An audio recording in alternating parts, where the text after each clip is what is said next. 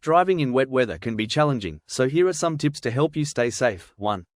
Drive to the conditions. Adjust your speed to maintain better control of your vehicle. Wet roads have less grip, which means the risk of slipping is higher if you apply the wrong accelerator or brake inputs at the wrong time. 2. Following distance. You should always maintain a minimum of a 3-second gap between you and the vehicle in front. Constantly adjust this distance depending on road and traffic conditions. This gives you extra time to react if the vehicle ahead skids or suddenly stops. 3. Use headlights. Turn on your headlights to improve visibility for yourself and to help other drivers see you. 4. Avoid sudden movements. Steer, accelerate, and brake smoothly to prevent skidding. If your car is fitted with A.B.S. anti-lock braking system, press the brake hard to the floor and hold it there to activate A.B.S. Once activated, it will prevent your wheels from locking up, allowing you to steer and maintain control. 5. Watch for puddles. Be cautious of standing water, which can cause hydroplaning.